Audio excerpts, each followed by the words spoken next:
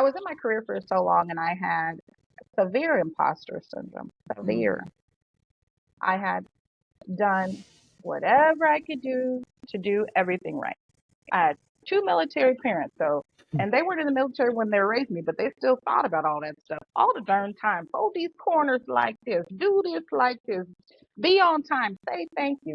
They would make me go to the school again when I was on break. So if it was summer break or off track period, I would have to go up to the school and volunteer. Okay. And then sometimes, because my parents were a little bit older and old school, sometimes Mhm. they'd make me, there's a couple of teachers who live nearby. They would make me go walk to their house and see if I could pull some weeds or something.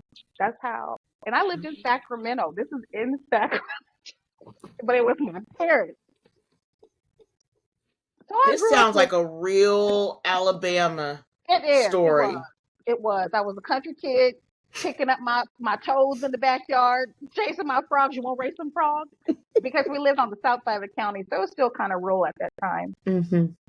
But really, I did everything I could. I did everything right. Every AP class I felt qualified to take. Every, whatever I did it. Whatever after school thing. And we grew up kind of low income. We were really low income, and so Hmm. they had all these programs. Every time it was a program, I'm going. They had a math, engineering, and science academy Mesa, which is still around now, and I was there every Saturday. So I take my weekends to try to Hmm.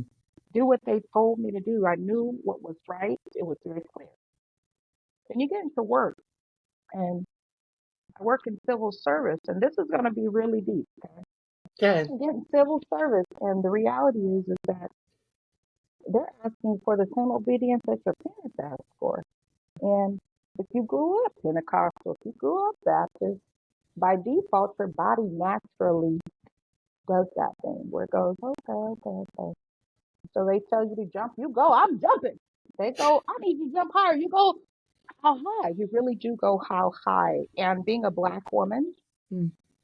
and naturally being fearful of the rug being pulled from underneath me, regardless of how much more education I got or whatever I did, whatever extra assignments, how many overnight trips they sent me on to DC, and I'm sitting in this airport away from my young child. I didn't care what it was. I was going to do it because there was still this piece of me that was afraid that it wasn't going to be what it was, and I had to work a little bit harder and Hmm. stress myself out, and I got super chunky, and I drove my man away, but he was driving me away, so I'm glad he went where he went too. Okay, thank you, Lord. He went where he had Yes, to won't go. he do it? And he will. He'll separate you from the things that you need in order to build you up, right? Yes.